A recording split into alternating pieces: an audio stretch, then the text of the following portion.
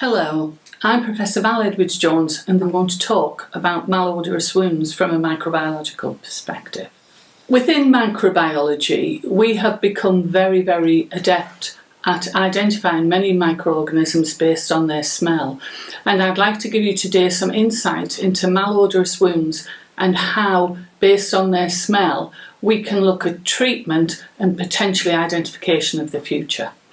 Objectives of the session is just to give you a general background on microbiology, explain to you why bacteria do create an odour, talk about how charcoal could be used as a treatment to reduce malodour, and then talk for a short while on the mode of action of CliniSorb dressing, explaining the difference between adsorption and absorption.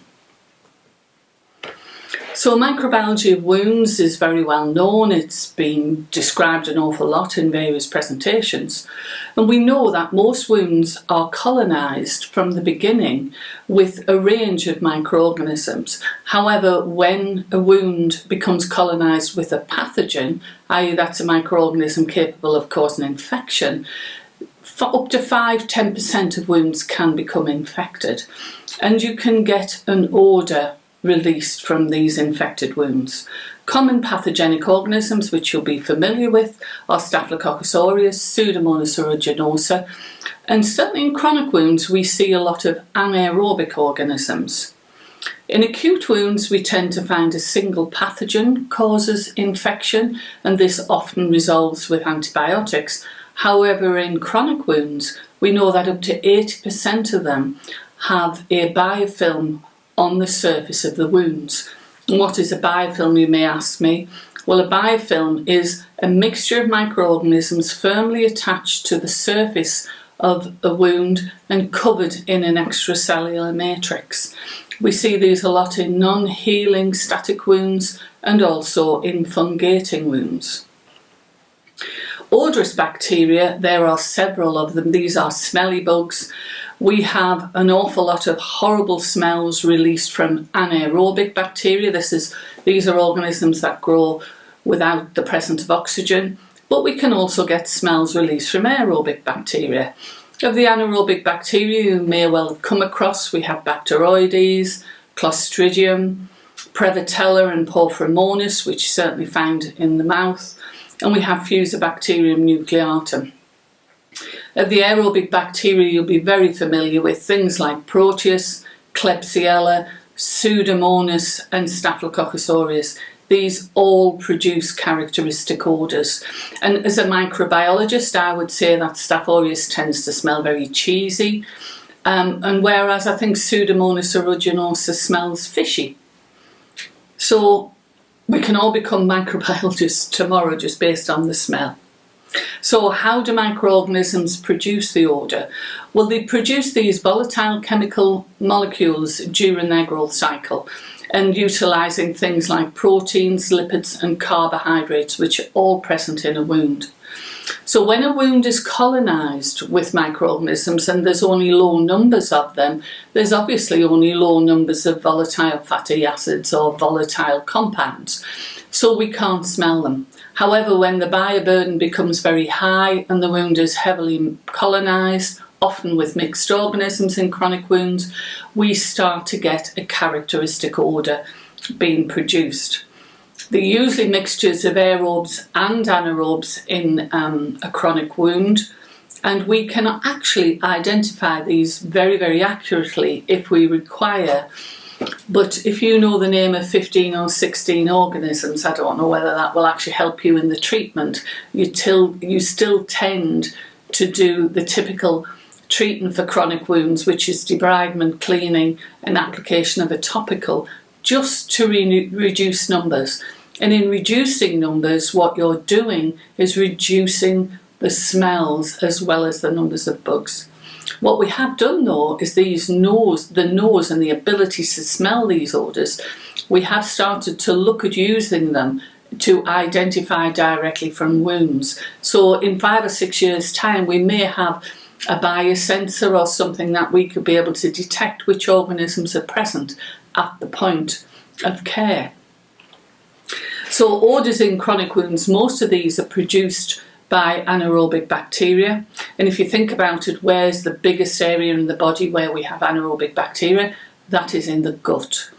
And obviously, what do we smell from the gut? We smell flatulence and faeces. And these are the characteristic smells we identify with chronic wounds. The volatile compounds are things like indole, sciator, thiols, which are all sulfur-containing compounds. And also we can smell inorganic gas such as hydrogen sulfide due to the anaerobic digestion of a range of nutrients. In particular, the breakdown of a variety of amino acids will produce very strong smelling short-chain fatty acid molecules such as propionic, butyric, isovaleric and caproic acids. Don't forget things like cadaverine and putrescine, which we find during death and decay because there is a lot of necrotic tissue in chronic wounds. So occasionally some people may well associate them with dead bodies. What about the human nose? What do we know about the human nose? How do we smell these compounds?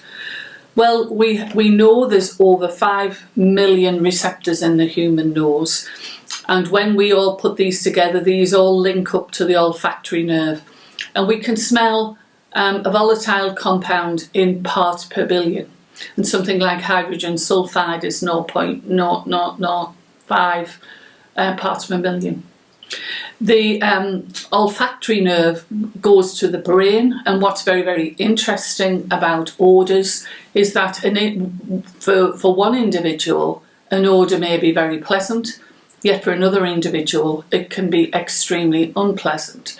And one of the things we are aware of is that if we have a person with a fungating wound or a chronic wound that's producing very, very large amounts of odours, it's very unpleasant for them, their relatives and all the staff that are nursing them. So what are the various compounds that are associated with the specific odours? Well, we have acetic acid, which smells very sour. We have isobutyric and isovaleric acid, which is cheesy. If you just smell these neat chemicals. Butyric acid smells of vomit. It's a foul smelling chemical. 3-methyl-2-hexanoic acid smells of goats. And that's the one thing we tend to smell in body odour. It's a very heavy smell.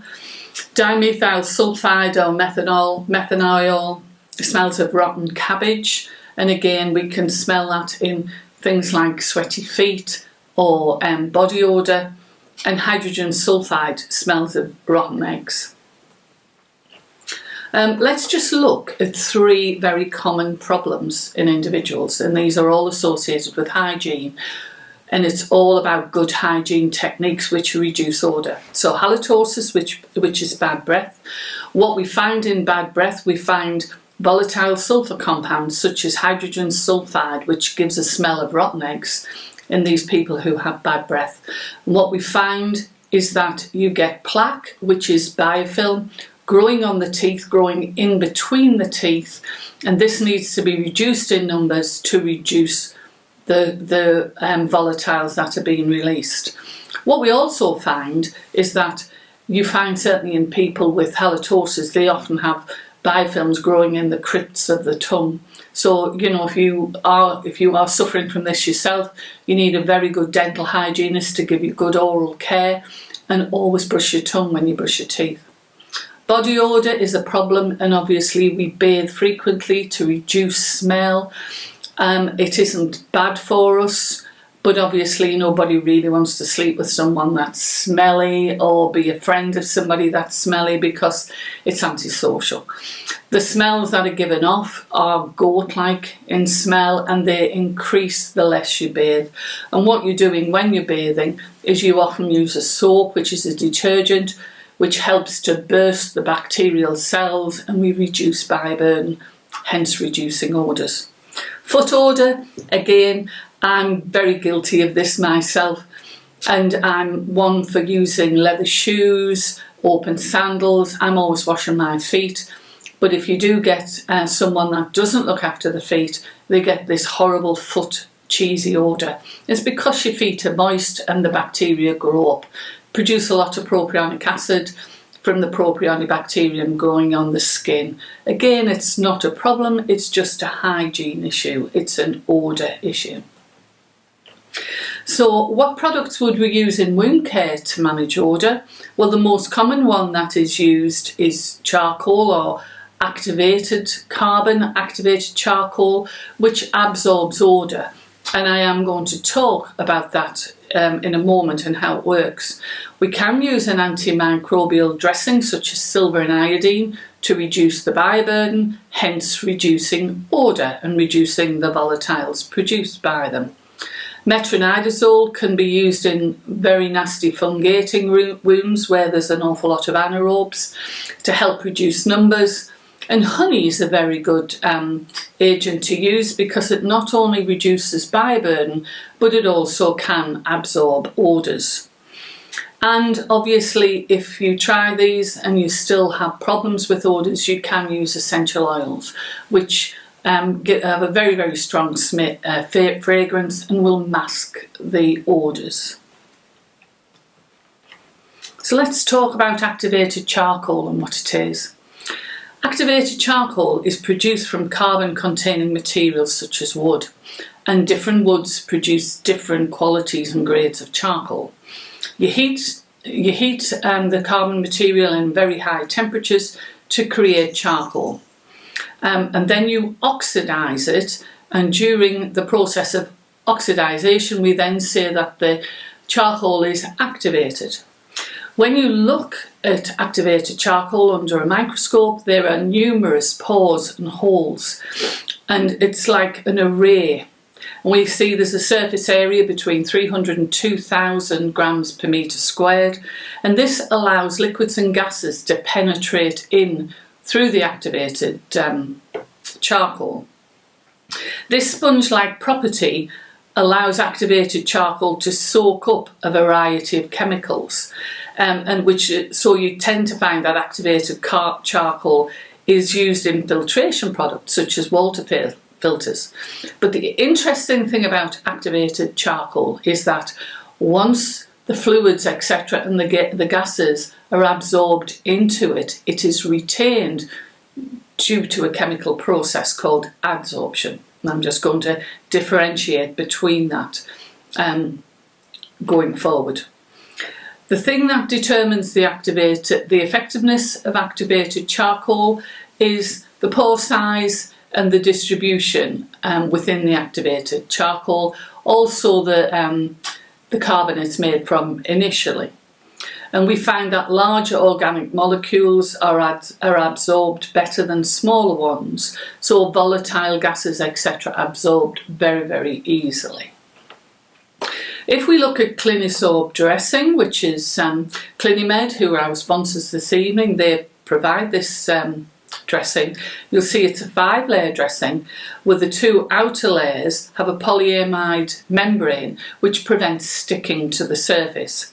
The next 2 inner layers are made from a viscose rayon, which is very, very absorbent, so it allows fluids to be sucked in from an environment and gases.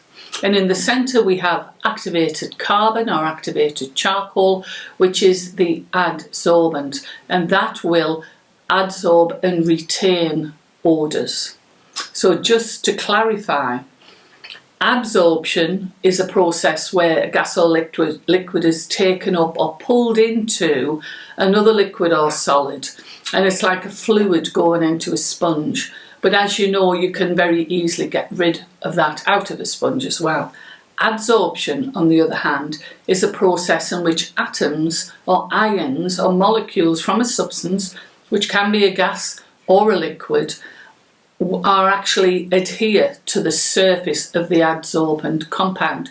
So in the case of volatile compounds from wounds, they actually adhere to the carbon molecules on the pores within the activated compounds, and they are retained. So hence you get a massive reduction of the volatile compounds and a massive reduction of smell. So when using CliniSorb dressing, fluids and gaseous volatiles are absorbed into the dressing, the viscose material. When they then come into contact with the activated charcoal, These compounds are adsorbed onto the inner surface of the pores and firmly attached to the carbon, where they're retained.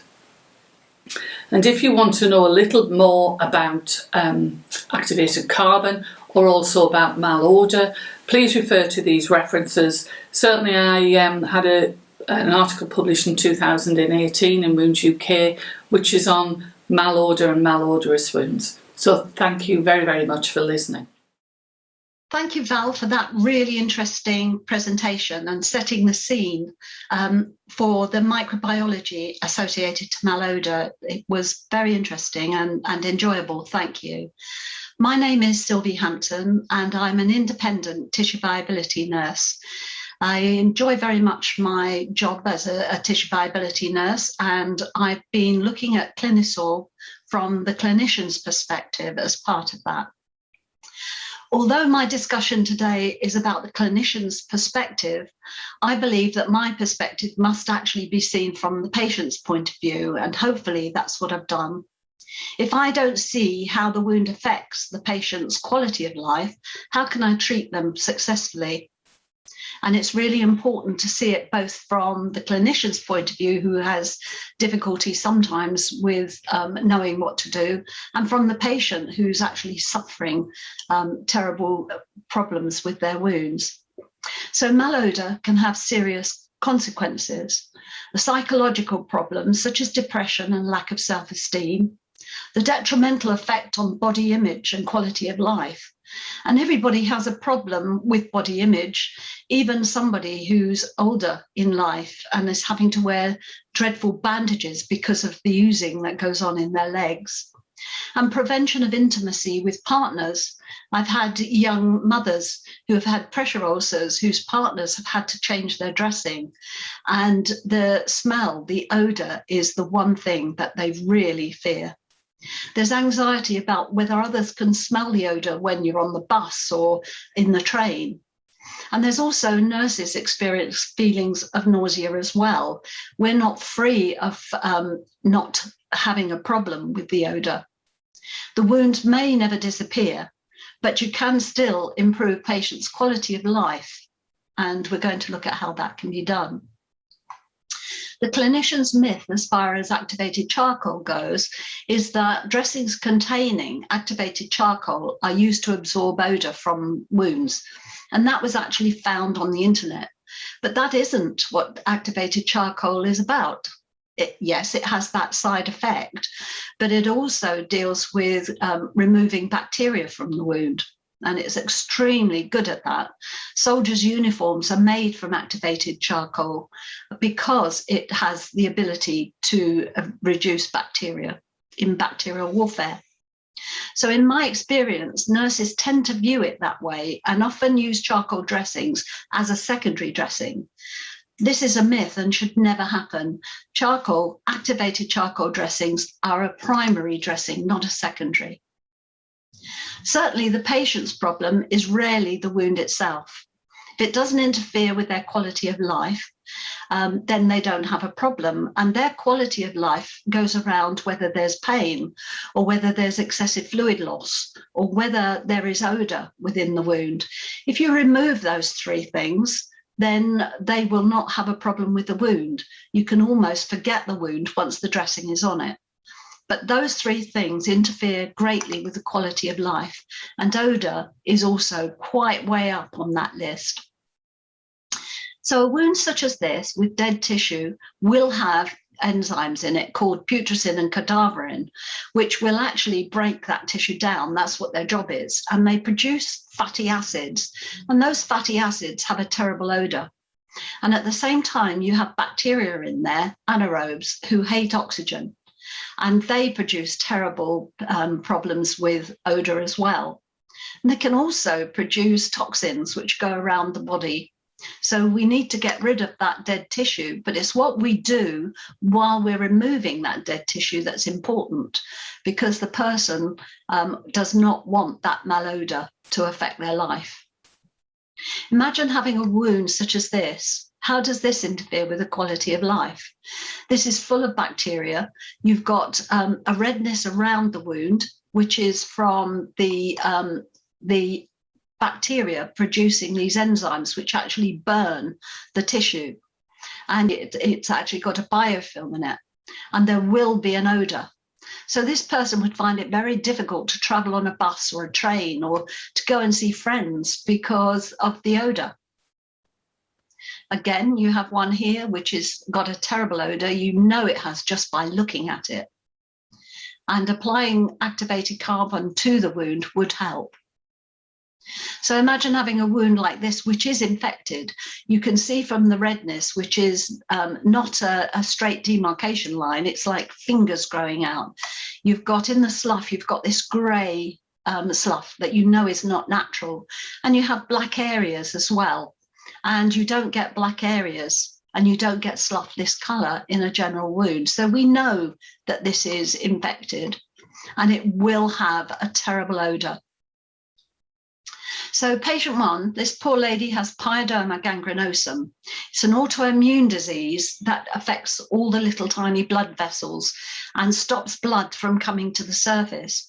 It causes intense pain and it always produces necrotic tissue.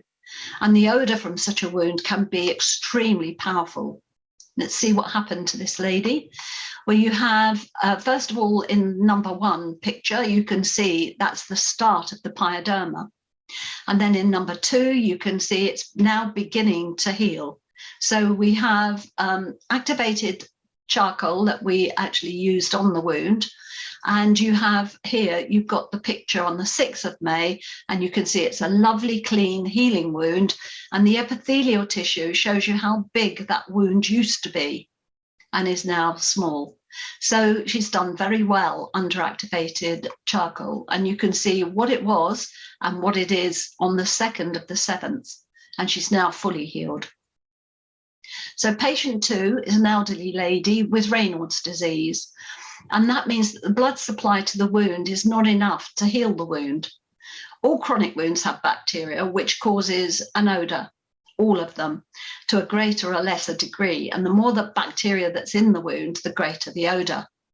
And this is her on day 1. And although you can't see it in this, the actual smell from this wound was awful. It was very powerful. And you can see she's losing quite a bit of fluid, and it's a mucky fluid within a short period of time. And here you can see how well she did on CliniSorb. So the 18th of the 3rd to the 15th of the 7th. And she still continues to heal, but I think it'll be a long time before she's fully healed. And she continues on CliniSorb. So patient 3 is an elderly man with heart disease and very little mobility. He lives with his wife in a very large house, and he absolutely loves driving, gardening, and golf. But he's been held back by this painful wound. And you can see here how well his wound has actually done. He's gone from a really nasty, painful wound to one that he doesn't even notice now. And it's healing beautifully. So that's on the 2nd of the 6th, and this is on the 12th of the 7th. So he's done very, very well in that period of time. The wound is now healed. He has no pain, and he's now able to play the golf that he really loves. And he's actually got a golf in his garden, a place to play golf in his garden. And he actually lives on a golf course. So he has 2 ways that he can do his golfing. And he couldn't do that before, but he can now. But his daughter still won't let him drive. Patient 4 has a sacral pressure ulcer. All prevention was undertaken with repositioning and equipment. And it's quite a nasty little wound. And you have here the progress. So on the 26th of the 6th to the 2nd of the 8th, and you can see here it's sloughy and not doing well. And you can see here it's got a beautiful granulation in the base of it. And you can see around the outside again, the epithelial tissue that's actually showing that it's healing. Because CliniSorb is soft, the patients found it to be comfortable. It didn't adhere to the wound. None of them were troubled by the odour. And as the wounds healed, the pain reduced to 0 in all cases, which I was delighted with. So CliniSorb can be used to control odour for a range of wounds. And these are all chronic wounds. And it can be used in both moderately and lightly exuding wounds, and the latter with an addition of a separate primary dressing to prevent adherence when necessary. One study compared the ability of activated charcoal dressings with that of a hydrocolloid dressing to reduce the wound area of chronic wounds. And they identified that activated charcoal dressing was better tolerated than the control. This could lead to improved concordance. A separate primary dressing may be required in dry or lightly exuding wounds. There's such simple answers to malodor. Primary is to reduce bacteria, and you then can use CliniSorb to mask the odor while the exudate's absorbed into the CliniSorb. And CliniSorb does offer an environment that leads to better wound healing potential because it will reduce the bacteria that's in the wound. So it's actually tackling the odor in two ways, both through the absorption of bacteria and the absorption of odor. Thank you very much for listening. I hope that's been helpful.